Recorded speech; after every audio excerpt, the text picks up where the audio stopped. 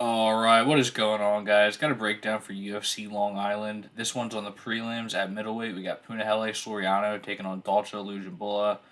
Dalcha is going to have a 3.5 inch reach advantage, though Soriano is 3 inches taller. Soriano training out of Extreme Couture, and Dalcha seems to hop around a lot. Don't really know where he's been at for this camp, but I will start with Dalcha. So he is 2-3 in the UFC to this point. Was a champion with EFC. Knocked out Alan Badeau when he was with that promotion. Nasty knockout. And that's the thing with Dalcha. He is a very scary power puncher. Like he really is kind of like a poor man's Abdul Razak Al Hassan.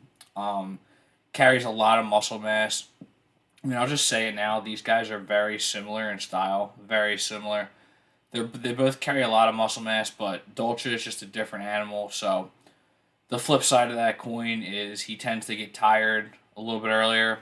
Um, but he's a big dude, man, and he throws these punches with intent. He's also got pretty good takedown ability. He can wrestle. He did get caught in a crazy, just perfectly timed guillotine that Cody Brundage dropped on him. He was just teeing off on Brundage, just about had him out of there. It was like 50-5 in significant strikes. Brundage was busted open, but he just managed to survive, pulls in a perfect guillotine. So it was honestly a good performance for Dalcha. He just got caught, man. If he's gonna lose, you expect him to just kind of fade late. Like you don't expect him to lose like that. It was looking like he had that one. So yeah, it's a tough one in his last fight. But again, he looked good. The power has always been there. Against Mark Andre Barrialt, Barrialt fought the perfect game plan against Dalcha. He was just trying to drive him into the fence a lot of clinch work, a lot of pressure.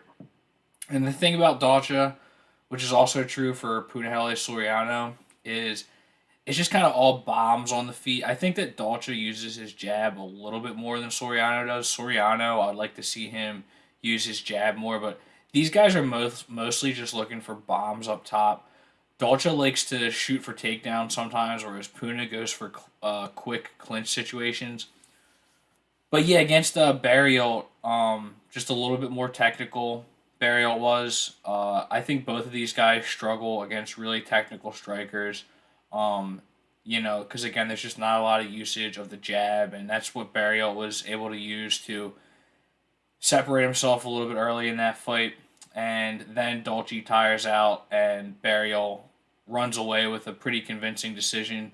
But Lujan will stay dangerous. He was dangerous in that fight until the end. I mean, he did kind of fade hard in the third round, but it's always scary when you're betting against this guy because he has that one punch knockout power. Needless to say, and especially in the first round, man, he has a lot of power in the first round. Does win a fight over Marcus Perez, who is honestly really washed these days, but it's a UFC veteran, so he gets that win. That was in January 2021. Lost to Magomed Ankalaev, whatever, it's going to happen. That's a terrible matchup for Dolce. And he has a win over Daquan Townsend as well. So, yeah, I like things about Dolce's game. He's definitely a bomb thrower, but he kind of lacks like variety on the feet. It's just like he's going to get the bomb knockout or he's going to fade. That's kind of been the story with his career, but he does do other things well. He's got good wrestling. That Cody Brundage guillotine was kind of a fluke in my eyes. It's not a fluke like he got beat, but man, it's just a tough way to lose. Like he was like gonna win that fight.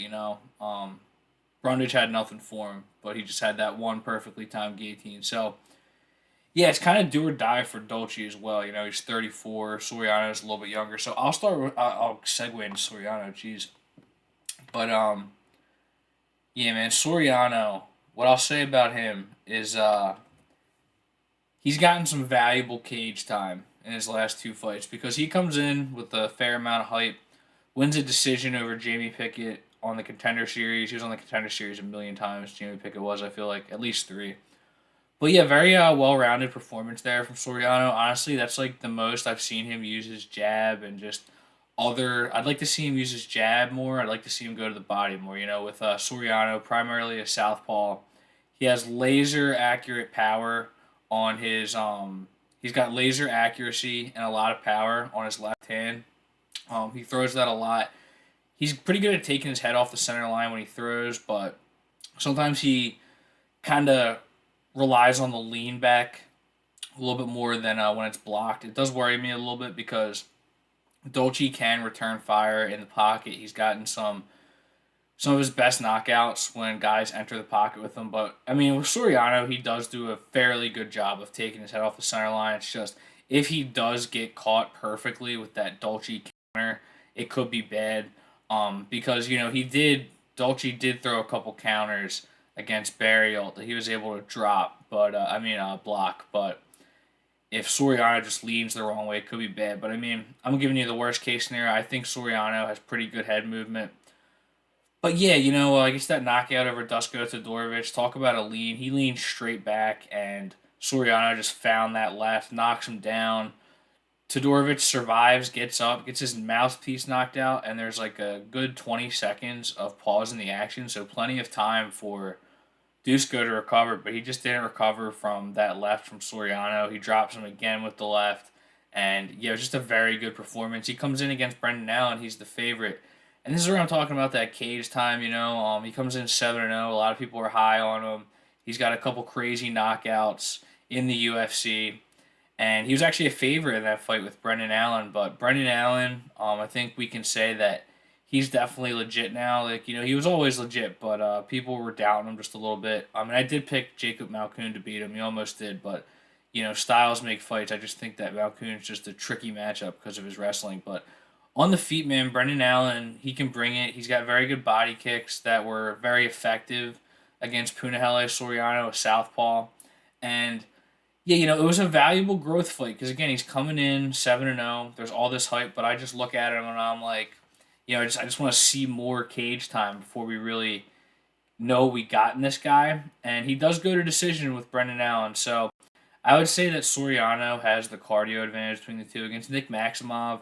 That's a tough matchup. He did a lot of things well, but just Maximov was able to use his weird style where he just chases single legs. Puna probably should have disengaged early, but when it was standing, he lands that left with so much accuracy. It's so accurate. It does a lot of damage. Again, the only thing with him is I'd like to see him mix it up more. In this fight, I think he's gonna have the grappling advantage. Dolce has good takedown ability, but Puna has better scrambles, and he can at least threaten submissions better.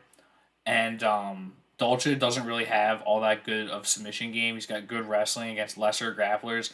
I think it would be a good game plan for Puna to try to at least clinch with them or try to wrestle. But if we look at the line for this fight, Puna is a minus 250 favorite.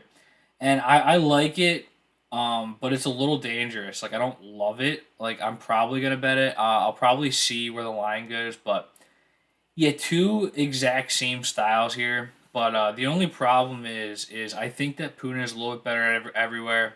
I think he's a little bit cleaner with his punches. I think he's got better grappling. At least, he'll be able to get up if Dolce tries to take him down. I think it'll be a net negative if Dolce tries to go to the ground with him because he's got limited cardio as is. If he starts burning that up on the ground, I don't think he's going to really, get anywhere with holding Soriano down. But Soriano, he kind of loves his style, just throwing bombs. And, he trains out of Extreme Couture. Again, he's had that valuable cage time, so I hope he's added some layers to his game. But it just worries me if he just goes out there and just tries to slug with Dolce Lungiambula. Just kind of like the one thing you don't want to do with this guy. Like, I hope he takes a page out of Marc-Andre Barriault's book and just wears on the gas tank a little bit because if he just trades with Dolce early on, I think he's more accurate. But I think that Dolce has more power. It's only going to take one. We've seen that so many times with Dolce. So I do like Soriano. I think he's got advantages in cardio. I think he's a little bit more technical, more accurate, and he's a better grappler. So I can't pick against him for all those things, but it's just I hope that he is just a little bit smart and just doesn't give Dolce the one path that really looks favorable for him in this fight. So thanks for watching, guys. Sure, subscribe and take it easy.